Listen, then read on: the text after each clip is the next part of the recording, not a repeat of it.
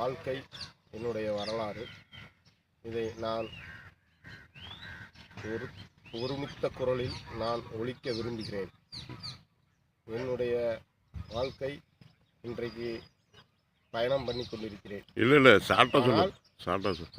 ஒரு நிமிடத்தில் முடிக்க வேண்டும் என்று எனக்கு உத்தரவு. ஆனால் என்னுடைய குழந்தைகளை நான் வாழ வைத்து கொண்டிருக்கிறேன். என்னால் இயலாமை, என்னால் முடியாத ஒரு கஷ்ட சூழ்நிலையில் இருக்கிறேன். அதற்காக என்னுடைய பிள்ளைகளை நல்லபடியாக வாழ வைத்தாக வேண்டும். எனக்கு இளம்பிள்ளை வாதம் 90 நாளில் வந்த நோய். காலகாமிய இந்த நோயை என்னுடைய தாய் தந்தை அனைவரும் நன்றாகத்தான் என்னை வளர்த்து வந்தார்கள். ஆனால் நானும் வளர்ந்து விட்டேன், பிள்ளைகளையும் பெற்றுவிட்டேன். நல்லபடியாக இன்றைக்கு படிக்க வைத்திருக்கிறேன். கஷ்டப்பட்டு என்னுடைய சூழ்நிலையிலே கஷ்டப்பட்டு நான் படிக்க வைத்திருக்கிறேன்.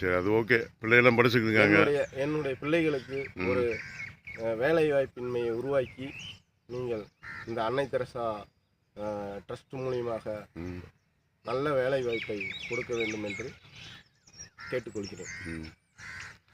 இப்போ வேலைக்கெல்லாம் போகிறீங்களா? வேலைக்கு போகிறேங்க. ஆனால் இப்போதைக்கு என்னால் முடியாத சூழ்நிலையில் உட்காந்துருக்கேன். சரி. இல்லை வீட்டில் அவங்களுக்கு ப்ரெஷர் இருக்கிறனால அவங்களுக்கு இப்போ முடியலைங்கய்யா.